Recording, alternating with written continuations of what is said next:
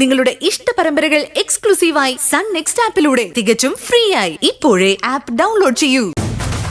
ഈ ഫിലോസഫി ഒന്നും കേൾക്കാൻ വന്നതല്ല ഞാൻ. നീ ആണെങ്കിൽ ഇതുകൊണ്ട് നിർത്തിയോന്നറിയാൻ.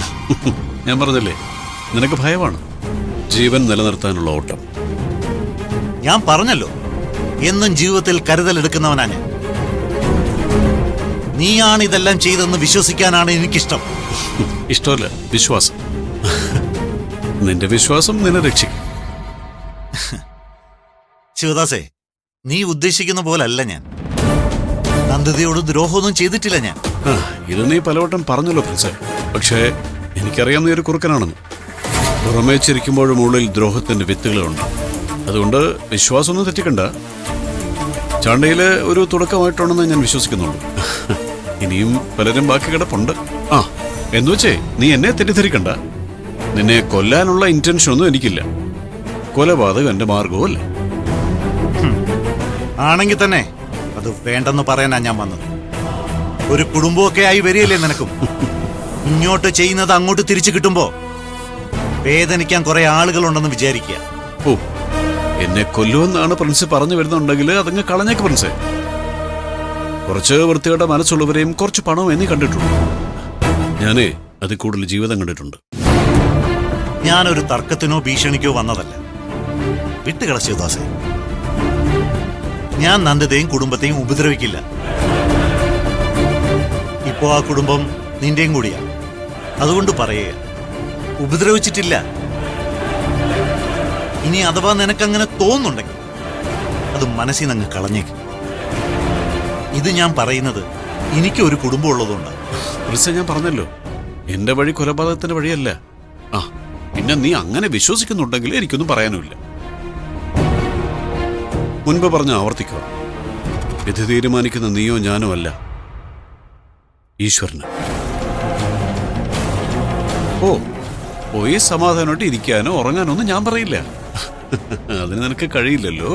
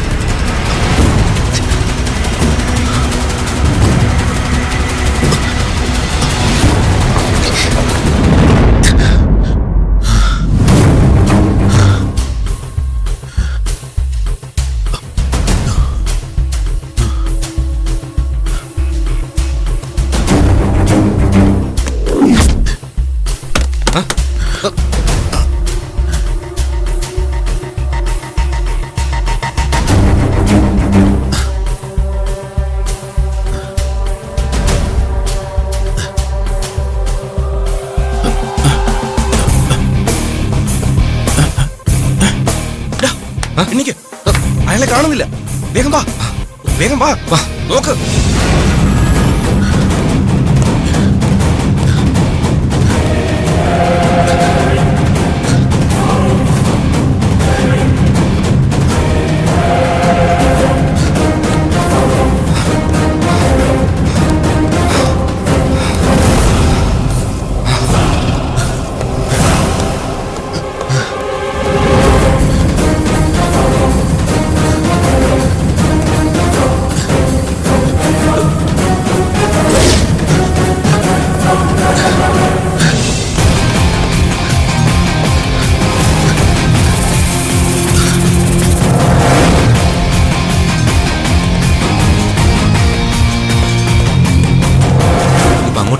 അങ്ങോട്ട് പോയോ? അങ്ങോട്ട് നോക്കാം.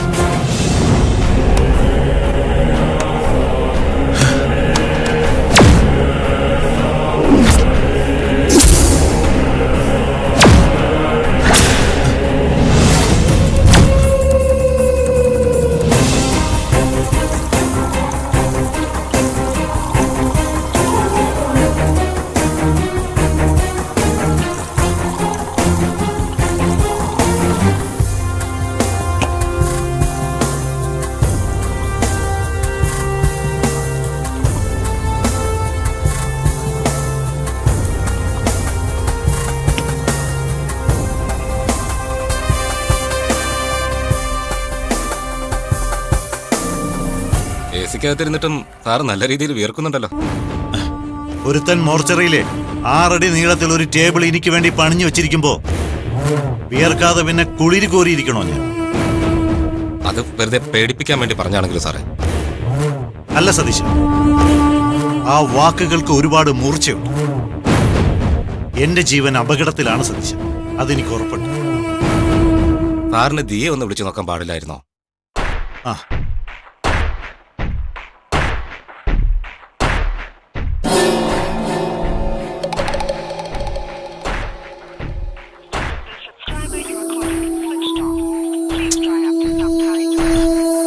ഫോൺ സ്വിച്ച് ഓഫ് ആണ് സതീശ.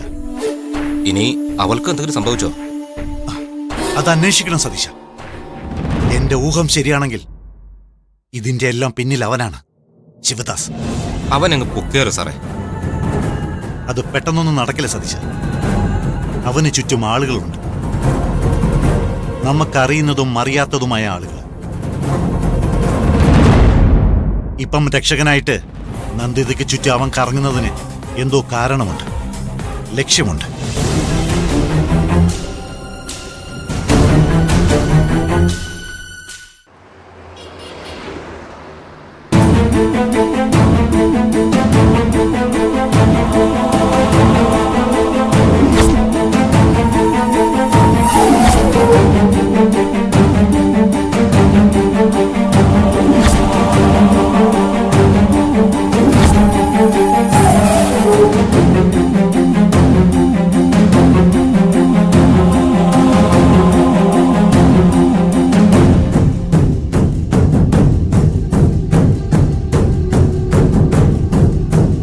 എന്തെങ്കിലും ഒരു സൊല്യൂഷൻ കാണുന്നുണ്ടോ സാമുൽ ഡോക്ടറെ?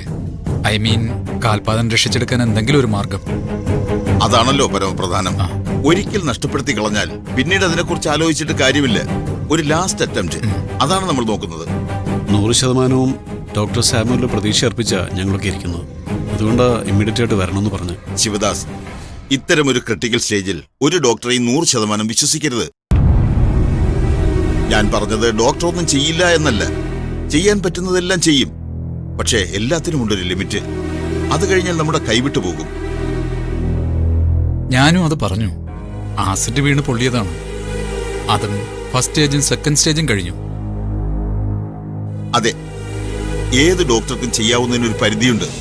അത് കഴിഞ്ഞുള്ളത് ദൈവത്തിൽ കൂടി മനസ്സർപ്പിച്ചൊരു പരീക്ഷണമാണ്. നമുക്കത് ചെയ്യാം. ഡോക്ടർ, എന്ത് വേണമെങ്കിലും ചെയ്യാം. കുട്ടിയെ രക്ഷിച്ചെടുക്കാൻ വേണ്ടി എന്ത് വേണമെങ്കിലും ചെയ്യാം. നിങ്ങൾക്ക് എന്ത് ചെയ്യാൻ പറ്റും ശിവദാസ്? നിങ്ങളുടെ കയ്യിലല്ല ഈ രക്ഷപ്പെടുത്തലിരിക്കുന്നത്, തികച്ചും ദൈവത്തിന്റെ കൈകളിലാണ്. ഞാൻ സർജറി ചെയ്യുമ്പോഴും വിശ്വസിക്കുന്നത് അങ്ങനെയാ. ഇപ്പോഴത്തെ സിറ്റുവേഷൻ എന്താണെന്ന് വെച്ചാൽ, ആസിഡ് വീണാണ് പൊള്ളിയിരിക്കുന്നത്. പ്രത്യേകിച്ചും പൊള്ളലിന്റെ 3rd സ്റ്റേജ് ബോൺസിനെയും മസിൽസിനെയും ഒക്കെ ബാധിച്ചിട്ടുണ്ട്. ഡോക്ടർ മാത്യൂസ് പറഞ്ഞത് വളരെ കൃത്യമായിട്ടുള്ള കാര്യമാണ്. ഇൻഫെക്ഷൻ ആയാൽ നമുക്ക് പിടിച്ചു നിർത്താൻ കഴിയില്ല. കാൽപാദത്തിൽ നിന്നും ഒരു ഇൻഫെക്ഷൻ ഉണ്ടായി കഴിഞ്ഞാൽ അത് പെട്ടെന്ന് തന്നെ ശരീരം മുഴുവനായി ബാധിക്കും. അത് രോഗിയുടെ മരണത്തിലേക്ക് വരെ കൊണ്ടെത്തിക്കാം. So it is very dangerous. അതുകൊണ്ട് ഒന്നുകിൽ മാത്യൂസ് ഡോക്ടർ പറഞ്ഞതുപോലെ കാൽപാദം ആംപ്യൂട്ട് ചെയ്യുക. ഞാൻ പറയുന്നത് ശിവദാസന് മനസ്സിലാവുന്നുണ്ടല്ലോ? Yes doctor. പക്ഷേ അത് ഒഴിവാക്കാൻ എന്ത് മാർഗമെന്ന് ആലോചിച്ചത്. അത് തന്നെയാണ് ഞാനും പറഞ്ഞു വരുന്നത്. മാത്യൂസ്, ഇവിടെ ദൈവാനുഗ്രഹങ്ങൾക്കും അത്ഭുതങ്ങൾക്കുമാണ് പ്രാധാന്യം. പിന്നെ നമ്മുടെയൊക്കെ കൈകൾക്കും ലാസ്റ്റ് അറ്റംപ്റ്റ് അത് നമുക്ക് നടത്തണം.